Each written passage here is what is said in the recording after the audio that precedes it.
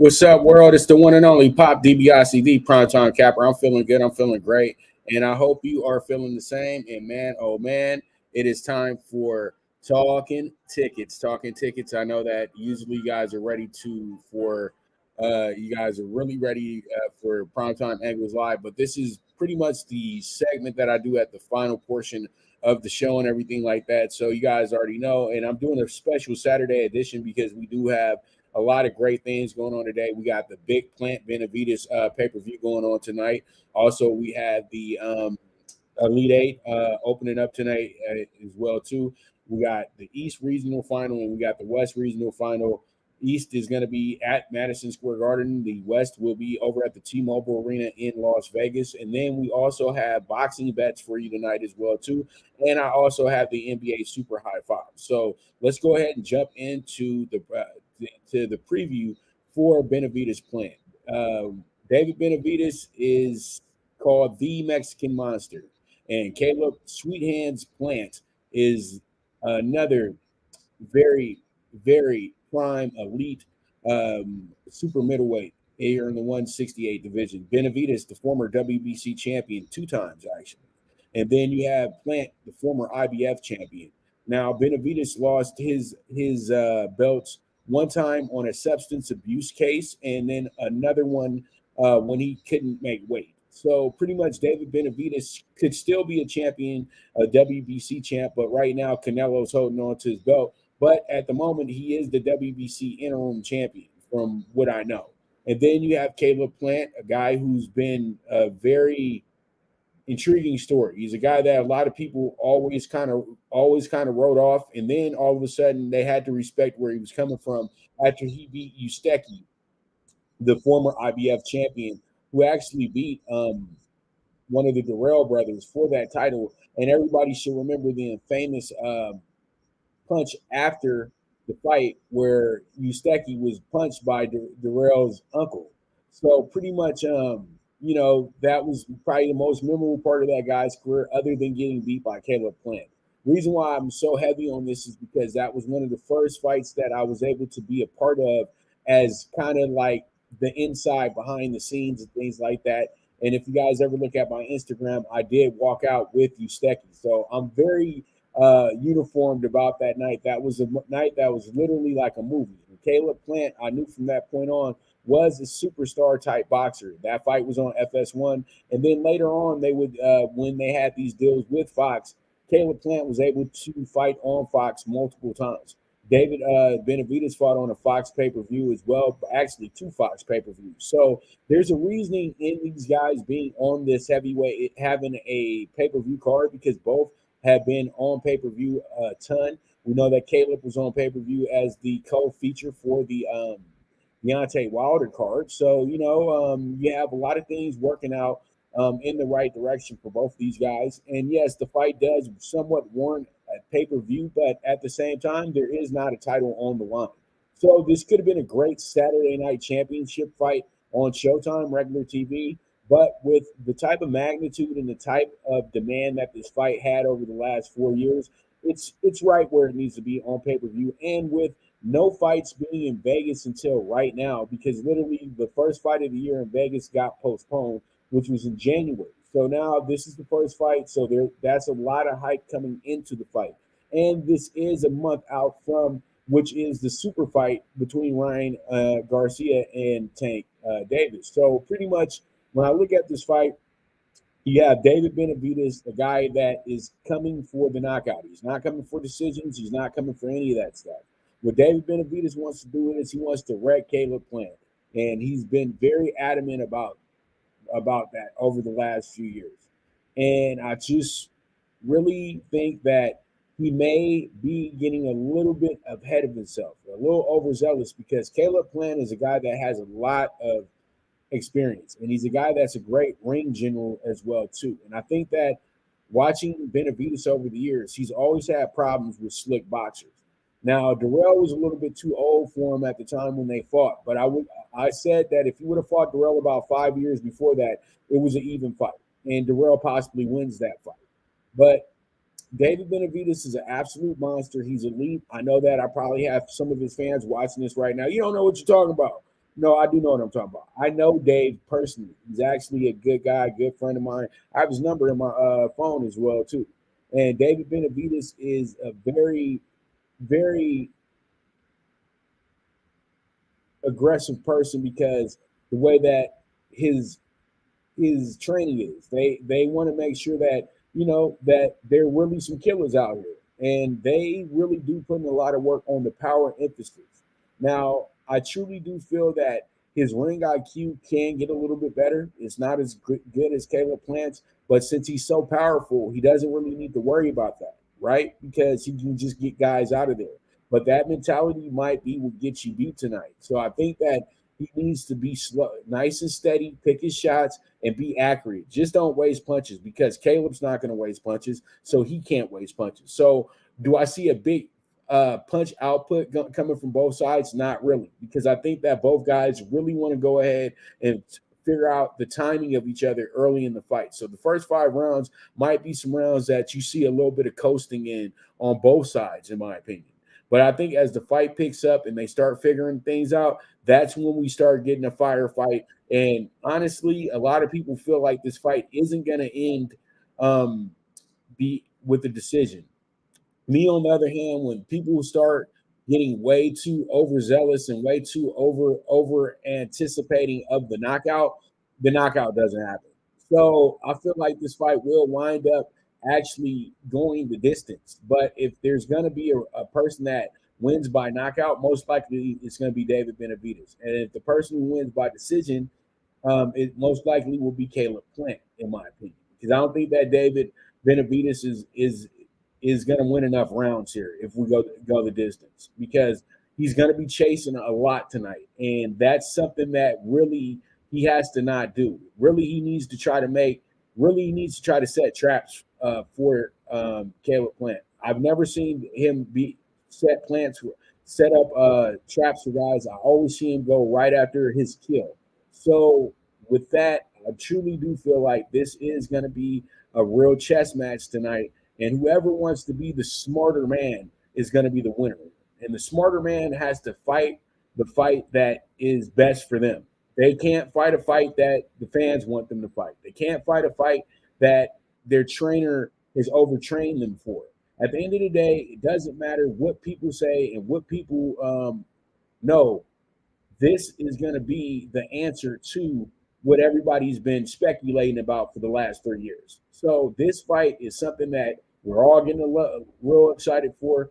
So pretty much, I look forward to the first really big fight of the year, and let's have some fun, man. And I'll have your boxing bets here for in a moment. We got Joey Spencer tonight going against Jesus Ramos. That's the former prospect of the year for PBC. That guy is a very good fighter as well too.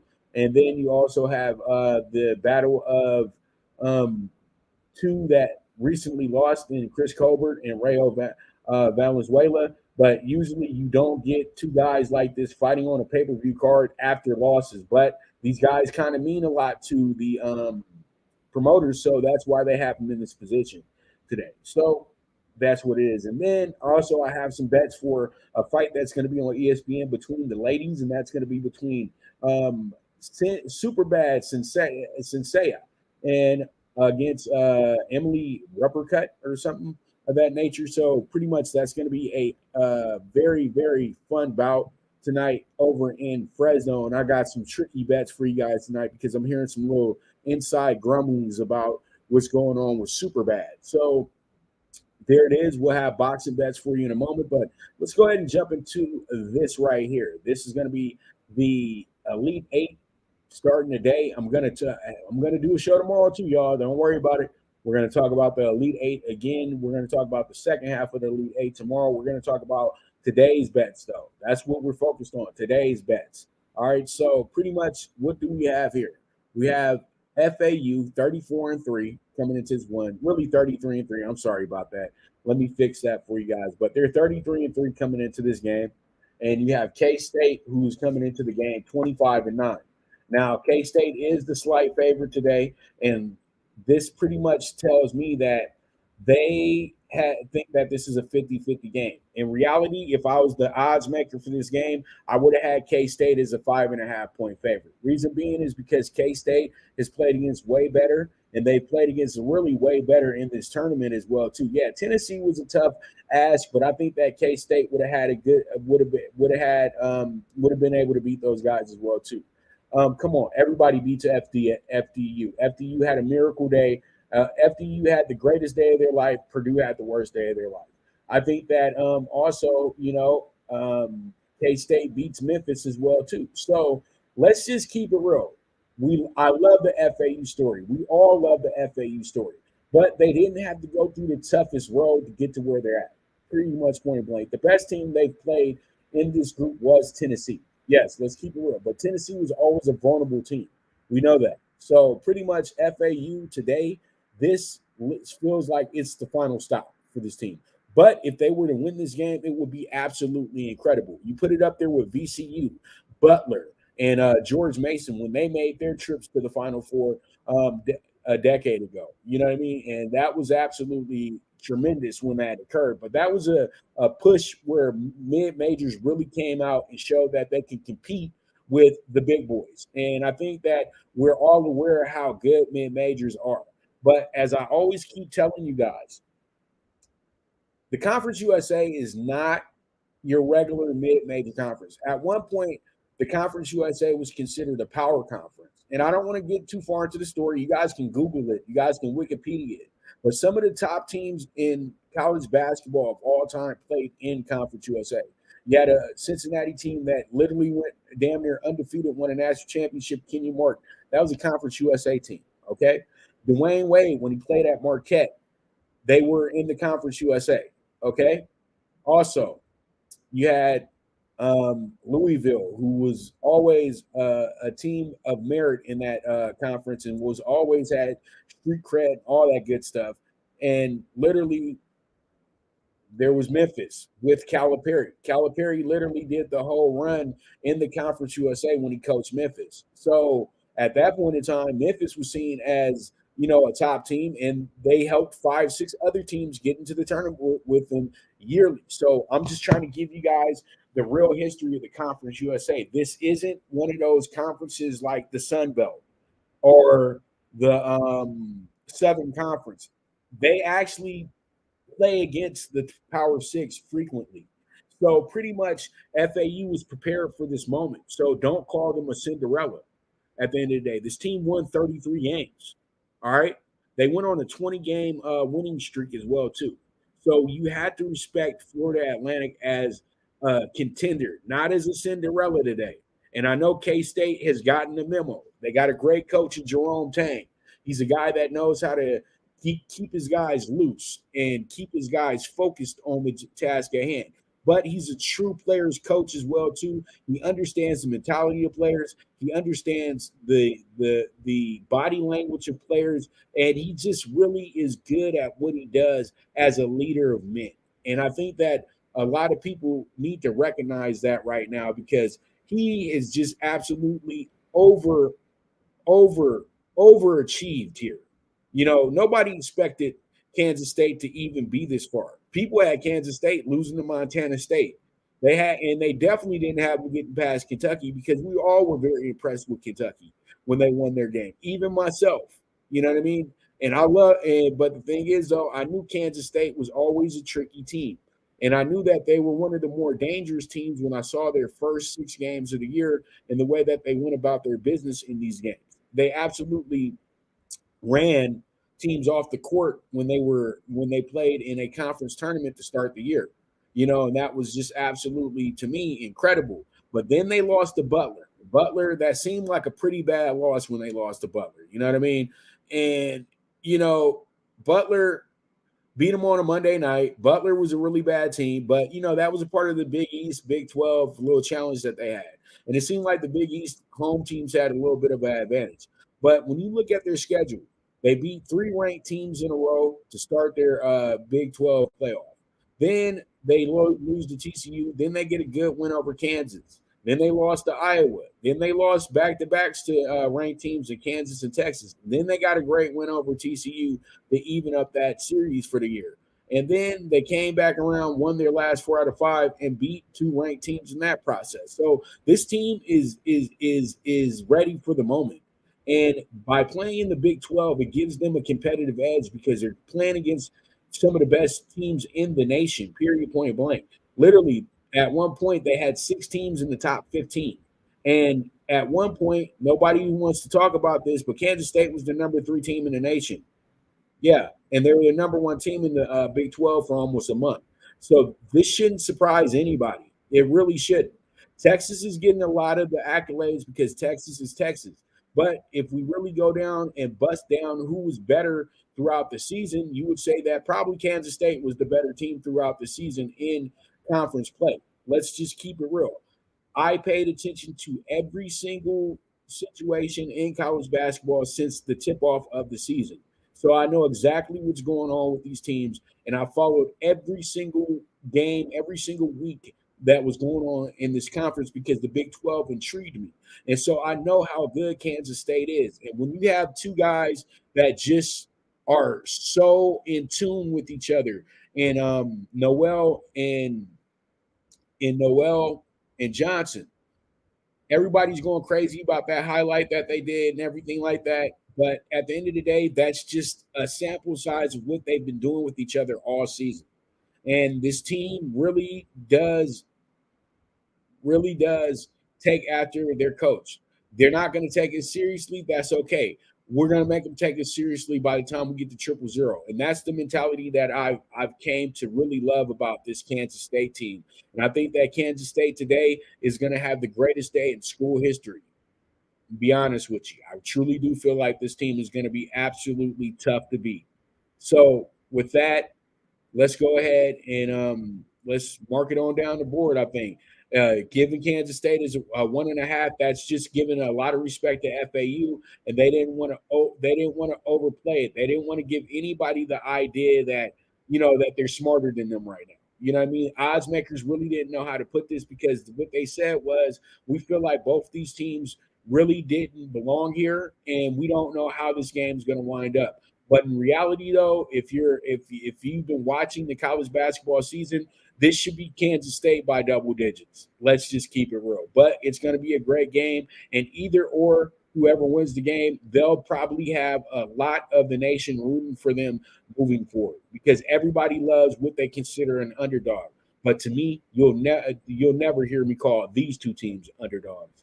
So with that, let's move ahead to the game of the day, the nightcap in Las Vegas, and that's going to be between Gonzaga and UConn. UConn's coming in here first time as a team that has to wear their blue jersey. The first time that they have to wear the blue jerseys all tournament. UConn has probably had an easy path here because they went against Iona. Iona was probably the toughest 13 seed that you could have here because we all know how the Metro Conference is, my favorite conference. And we know the Metro is a conference that yields upsets and things of that nature. But UConn wasn't having any part of that. They were down 2 at the half. That was the only wake-up call that they needed to go ahead and crush Iona in the second half.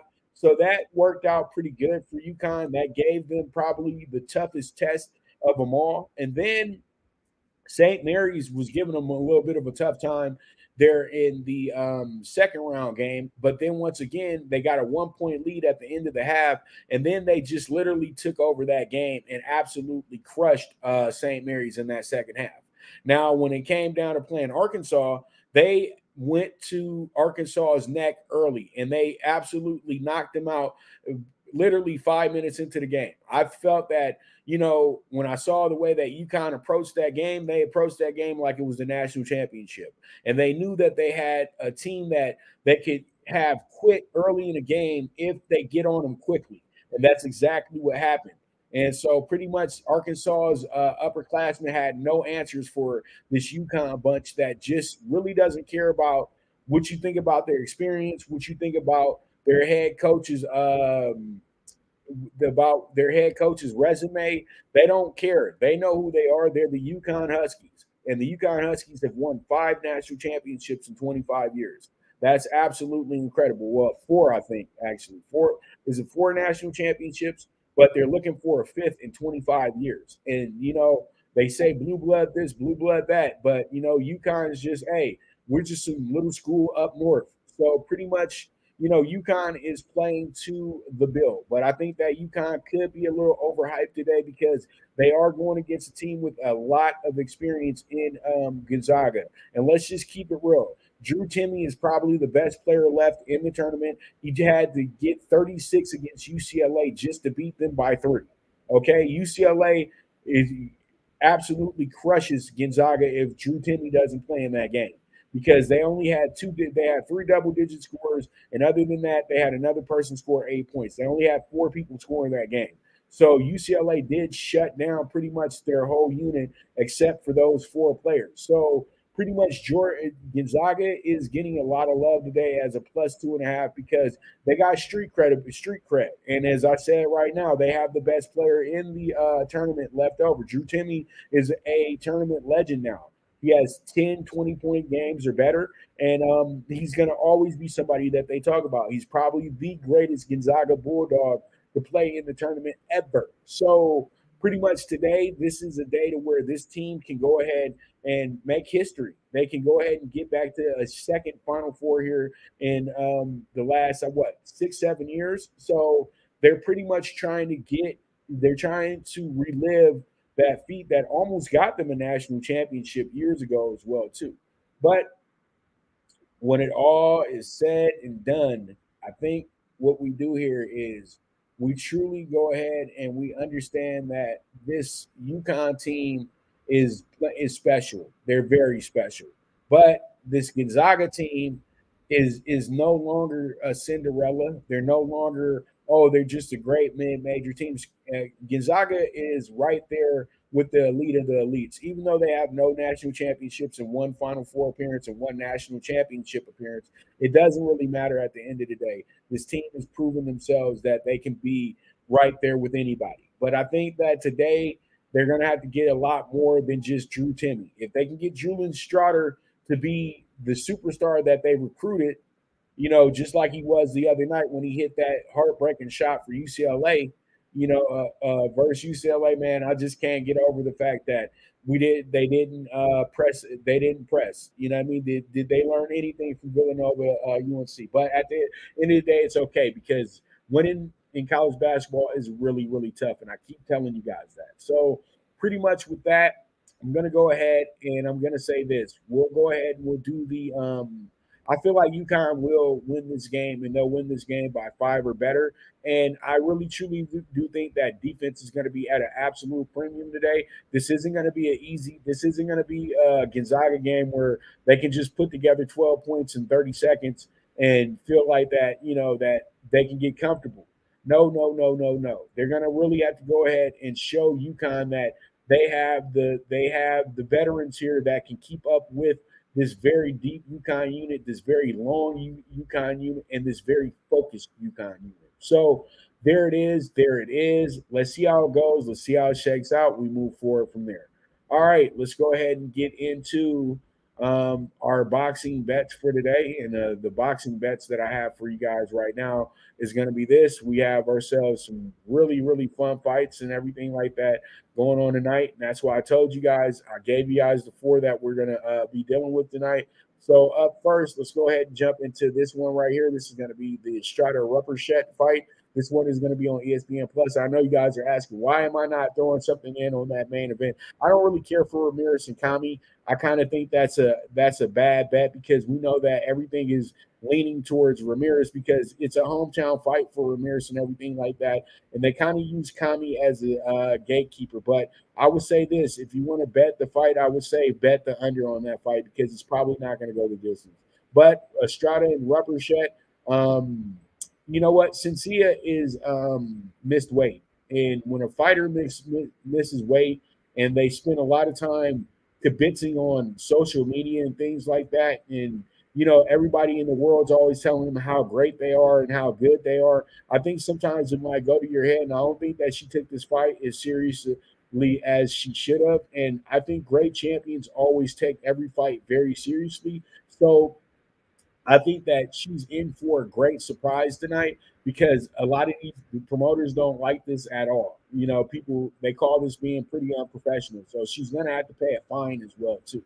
So pretty much Estrada tonight, I see her actually getting upset. I got Ruppercat with the 8-1, and then I got her with the 12-1 to win by decision. And then to just save the champ tonight if it's a close fight, and we'll play the draw. So I'm just trying to give you guys some monster value because there is no value in betting Estrada tonight. She's that great of a fighter, but you got to sometimes go ahead and lean on a boxer and hope that they pull off a Buster Douglas. This isn't Buster Douglas odds, but this is something that really intrigues me. So we'll see how it goes. We'll see how it shakes out, and we'll move from there.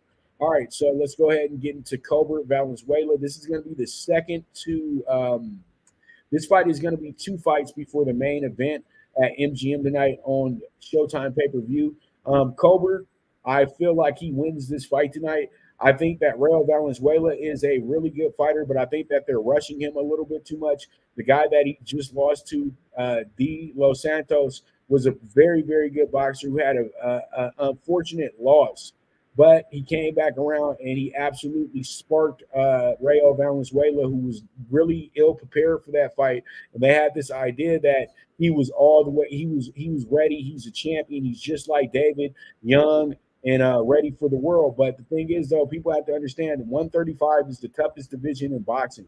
They have a bunch of killers at 135 right now, and it's just that easy to see. And he's not a top 10 guy. And they put it in perspective as if he was a top 10 guy. He's a very good prospect, but he's not on that championship level yet. And they had this idea that he was. And I felt like they kind of rushed him a bit. And, I think that it's going to be an oversell for Valenzuela tonight because he has a lot of power, but power doesn't win you this fight. I think Chris Colbert is going to be slick enough and focused enough here because Chris Colbert got a real life wake up call when he lost to Hector Garcia. I was right there ringside and everything for that. Chris probably had the best week of his life and the worst week of his life all at the same time because they were treating Chris like he was already a champion at that point. And he hadn't won a championship yet. And Chris let it kind of go to his head. He had a lot of people with the entourage with him. And, they were spending more time walking around the hotel goofing off than actually, resting up, being focused and trying to get into the fight. So pretty much he lost that night. And he looked like a fighter that lost because he had no idea who he was fighting and he wasn't focused in on the fight because he thought that the fight was going to be a walk in the park. And you can never think like that in boxing. So both these guys probably got a little bit ahead of themselves, and that's why they lost those fights. But one thing that I already said, though, and I said it on Twitter twice this week, I have never seen 2 guys get rewarded for losing with a pay-per-view. But at the end of the day, these guys are very noticeable names in the PBC on the PBC roster. So it makes a lot of sense for these guys to have this fight as somewhat of a stepping stone fight because most likely they'll probably be the next opponent for whoever wins this Tank Ryan fight as well too as kind of a stay busy fight. Just think about that. You know what I mean? Because they're on pay-per-view, right? So pretty much tonight, I like Chris Colbert to win this fight. I like Chris Colbert to absolutely cook Valenzuela in a boxing exhibition tonight, to be honest with you. I don't think that Valenzuela is as skilled as Chris Colbert. I think that he's just going to be searching for a knockout tonight, and that's not the right mentality to go with Chris Colbert, who already has went through the fire and already actually lost to a way better fighter in Garcia. Let's just keep it real because Garcia was able to then beat Roger Gutierrez, where he was the underdog in that fight as well too. And then he was able to go a good 7-8 rounds with Tank before he had to retire in that fight. So pretty much I do like Chris Colbert tonight because I just feel like he's fought better. And the draw is really on the table. The draw is really what I want, the 12-1. So we'll see how it goes. We'll see how it shakes out. But that's what we're doing here with that portion of this ticket. All right, so let's go ahead and jump into the co-main event, which is going to feature Jesus Ramos. His uncle, Abel Ramos, the guy that I've interviewed twice, he's actually going to be on the early fight with Crowley, but I don't see any value really in that fight. I think that's going to be a fight that goes over, and I think that Crowley probably does go ahead and gets a very close decision in that fight because Abel Ramos is very tough. He's as tough as they come. But I feel like this one right here is a big time 50-50 fight. Jesus Ramos is a big time prospect contender that, now is the shiny object for PBC. Joey Spencer, former prospect of the year about 4 years ago. He used to be the guy that everybody was kind of looking at as who's going to get themselves a championship next and everything like that. But Joey's been off for some time now. He even cut his hair as well. He looks very different now. Jesus Ramos was very confident looking as well too. But both guys were really ready to go yesterday at the weigh-in. Both made weight as well too. But I feel like they're overlooking Joey Spencer tonight. Joey Spencer was seen as a high-end talent for PBC, and I think that they've kind of strayed away from him because he's been a little inactive. And the last few fights that he's had that weren't very fan-friendly in a sense. They went too long and pretty much they were very close decisions as well too. But I think that Joey is just improving, and you just have to kind of go with the flow sometimes. And I think tonight Joey Spencer shocks everybody who's really overlooking him. I think that he wins this fight, the plus 200. And then I also think that he wins by decision as well, too, with the plus 450. And do I think the fight goes the distance? Yes, I do, at minus 180. So, yes, the fight will go the distance. So that's the bet right there.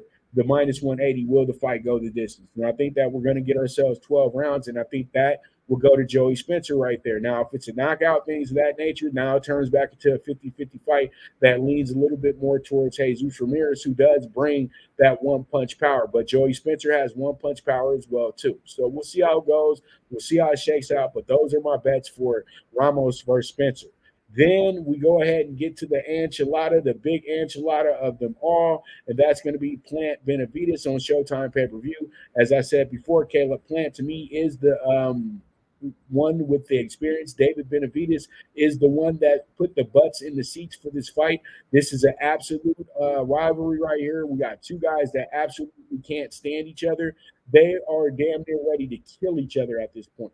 So pretty much with that, we just had to go ahead and settle it in the ring tonight. Now, as I said before, I feel like David Benavidez is going to set himself up for a failure tonight. I'm going to keep it real with you because I think that David Benavidez is just too angry, too mad, and I don't think he learned anything from what happened with his brother and Bud. His brother came in with the same approach against Bud. He was even crazier with Bud than David was, but I just felt like David, every time they put a mic in his face, that he was just so hell-bent on saying he's going to put the guy on a stretcher, he's going to have him laid out, he's going to do this, he's going to do that. And every time I've ever heard a guy talk like that, they don't win the fight.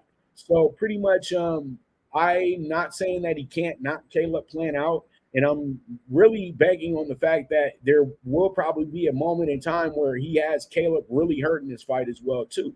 So I can see that happening as well. But I like money, and I see nothing but plus money on the Plant side. So I'm going to have to chase the smarter boxer here. I just think that Plant is just a little bit smarter. Well, no, I think he's a lot smarter than David Benavidez, to be honest with you. And that's simply because David Benavidez' footwork, he moves a lot like Herman Monster. And I think that Plant can take full advantage of that because guess who else moves like Herman Monster? Usteki. But Usteki did have moments in time where he did have Caleb damn near dead to rights in that fight as well, too. So that's where David Benavidez has a big, big opportunity to end this fight very early. And that's why I have knockout coming in rounds 5 or 6, and that's for either side. So I'm not betting against Benavidez totally. I'm telling you guys that I feel like he can have a knockout 5 through 8, but I'm also saying that Caleb can end the fight 5 through 8 as well too. So we got plus 400 and plus 550. So pretty much we are betting when the fight ends. We're not betting on who's going to end the fight. We're betting on when the fight ends. Now, if the fight goes the full distance, which I feel like it actually is going to do, because all this talking and all this anger and everything like that, make sure that guys avoid each other when they're in the ring as well too. So be ready for that portion of the fight as well. So pretty much, as you guys can see, plus 550, 5-1. on KO rounds 5 through 6, and then rounds 5 or 6, and then 4-1 on rounds 7 to 8. And then I got Plant by decision with the plus 450. And then I just got Plant winning by anything with the plus 265 tonight. So we chasing money tonight. This isn't personal. This isn't about who I favor and things like that, because I do feel like it's a 50-50 fight. But when you're looking for value, it like I always do, the value is on Caleb Plant. And when I see a 50-50 fight, I'm going to always chase the value in that fight. You can't play favorites with anybody because they're going to let you down eventually. That's how boxing works. All right. So it's going to be a great fight. And to anybody who rooting for David Benavidez tonight, good luck to you. Anybody rooting for Caleb Plant, good luck to you. This is going to be a great fight tonight, and make sure that you're not fighting your buddy after the fight, and make sure all you people pay up on your debts as well too, because I know there's a lot of bets getting made on this fight as well. So there it is. There it is. About 10 seconds more for you guys to look at this, write it down, whatever you need to do. All right. So let's go ahead and jump into our final ticket, and that's going to be part of our talking tickets, and that's going to be this one right here. This is going to be the NBA Super High Five, 26-1 today. We got the over 220.5 with the Nets and the Heat. We got the Nuggets with the -3. We also have, and you know why I like the over 220.5 with the Nets and the Heat tonight? I feel like we're going to get some scoring here because, you got two teams that are chasing a playoff spot. You got the Heat trying to get the 6th spot, and you got the Nets trying to hold on to their 6th spot. So this game is a de facto like playoff game tonight. So I feel like we're going to get some scoring in this game tonight. So I really do like where we're going with this game. So pretty much it's going to be a very, very fun strategic moment. And I feel like Jock Vaughn's going to have his group ready for this game tonight as well too. So we'll see how it goes. We'll see how it shakes out. Nets, Heat, and I'm trying to figure out exactly where the Nets are sitting at right now when it comes to the playoffs. So give me a second. The Nets are sitting at 7 now. So they're trying to stay right where they're at, but they still do have a 3-game lead over Atlanta, but they're trying to get back into the mix. So if they do win today, they do go back to being the 6th seed, but they held on to that 6th seed for as long as they could. So pretty much we have the Nuggets. The Nuggets are in a game tonight where they're looking for their 50th win of the season. They have a toughie, though. They're playing against Philly. This is a tough game. But all in all, Philly's coming off of a tough game last night as well. Well, it's not Philly. I'm sorry. It's the Bucks. But the Bucks are coming off of an easy game from last night where they absolutely crushed Utah. The guys had 115 points by the end of 3 quarters last night. Wound up winning the game 144-116. I think that takes a lot out of you because they won the game the night before 130-94. They're playing against they got 2 of those wins against 2 of the most struggling teams in the league right now. So pretty much with that, I think that Denver, the best team in the Western Conference, should be up to this one. And I think that they go ahead and get themselves a nice, easy win tonight. That's why I'm taking the -3. Let's see how it goes. Let's see how it shakes out.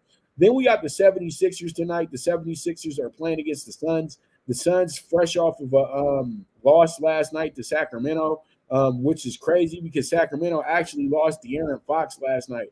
But you have to understand this team has lost their last 6 out of 7 games after winning their first 4 games of March. As soon as KD got hurt, things went south for this team. So pretty much they're asking, are they going to win an NBA title? Their odds have went down to win an NBA title. Can you win a game in March? They've lost the last 6 out of 7. So Philadelphia, a team that's playing great basketball right now, they lost last night, but come on, they were playing the Warriors. And the Warriors, at home, they play a lot better. But the 76ers have lost their last 2 out of 3.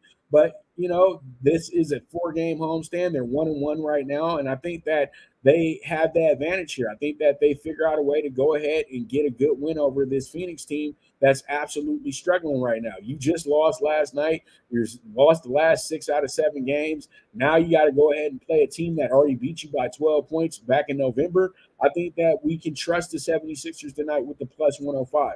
They're going to be a Chihuahua size dog of the day. You know what I mean? Chihuahua, Yorkie. You know what I mean? That type of value today. Little dog. Little dog. Little dog.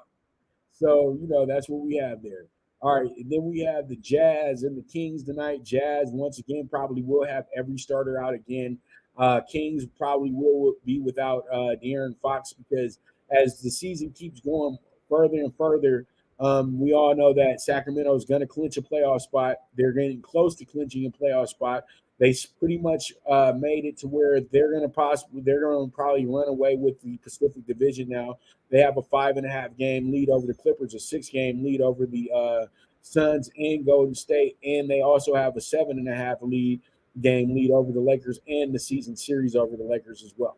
And so pretty much with that, I feel like the under 237 is going to be a very strong bet because you have a shorthanded Utah team, and I think Utah is throwing in the white flag right now. I don't think they're too worried about making the playoffs. They tried their best to get there, but I just don't think they have enough here at the end. Those late season injuries are starting to pile up a little bit, and guys are thinking about their future right now. So that's what it looks like to me. So pretty much I think that the Jazz absolutely probably get cooked in this spot, and that's why I feel like the under is going to happen in this spot tonight as well too.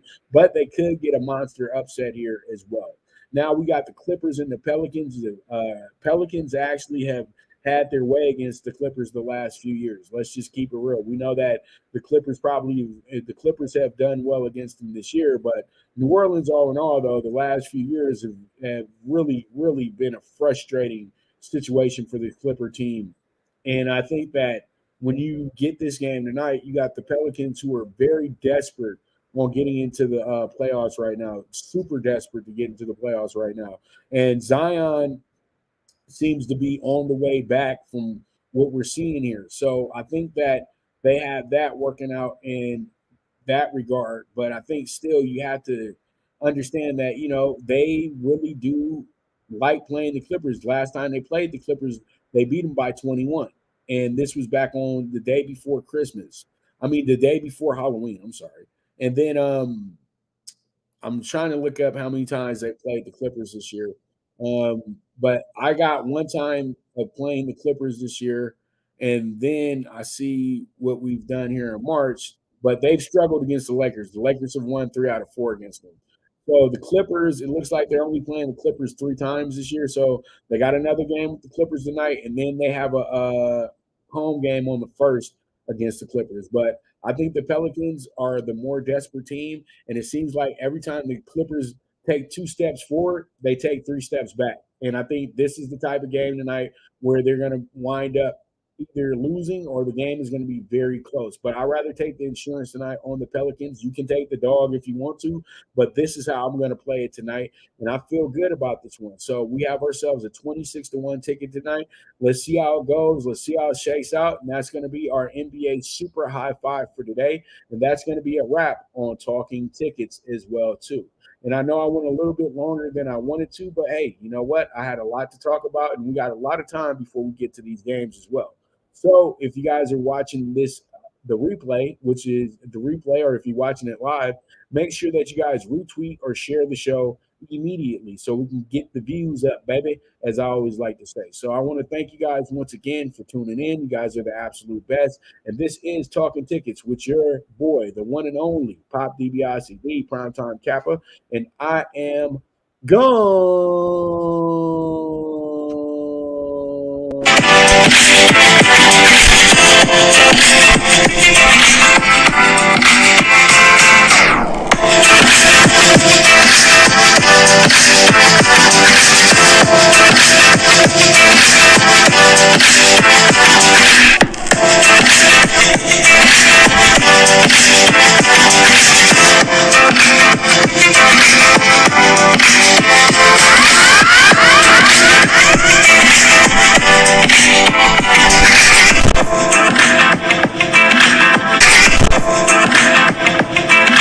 From the East and the West, you've heard others, but now you've tuned into the best. This is a Prime Wave Media production.